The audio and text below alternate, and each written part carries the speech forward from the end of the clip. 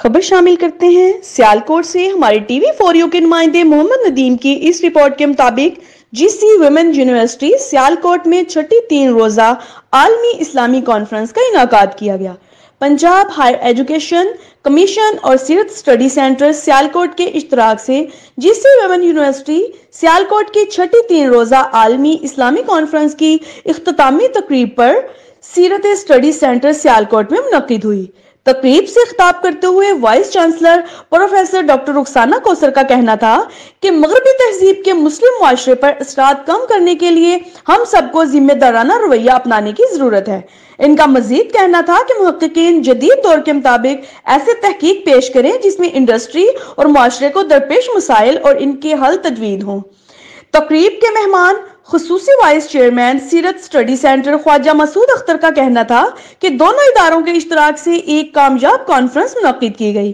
उन्होंने मजीद कहा कि सीरत स्टडी सेंटर मुस्तकबिल में भी यूनिवर्सिटी के साथ इश्तराक से ऐसे तालीमी और तहकीकी प्रोग्राम से मुनक्किद करता रहेगा। कॉन्फ्रेंस कन्वीनर और हेड ऑफ डिपार्टमेंट इदारा अरबी और अलूम इस्लामिया डॉक्टर सैयदा सादिया ने तमाम मेहमानों और मुंतजमीन का इजहार तशक्कुर किया और कॉन्फ्रेंस की सिफारिशात पेश की। 3 रोजा कॉन्फ्रेंस में ऑस्ट्रेलिया, मिस्र और उर्दन समेत पाकिस्तान के आला तालीमी इदारों के मुहक्किकीन ने शिरकत की। तकरीब के इख्तिताम पर मुहक्किकीन मेहमानों और ऑर्गेनाइजर में शील्ड और सर्टिफिकेट तकसीम किए।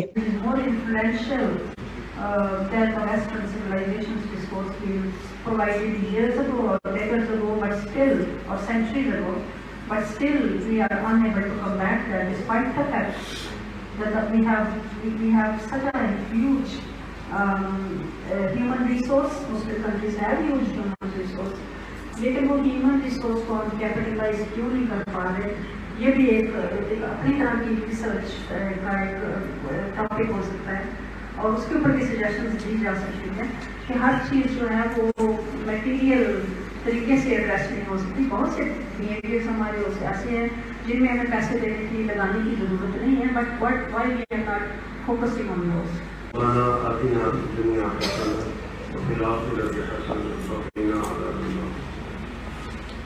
अल्लाह कॉन्फ्रेंस के अंदर जो भी साजिश की गई, जिस शक्ल में की गई, जिन लोगों ने की गई, अल्लाह सबको कबूल फरमा।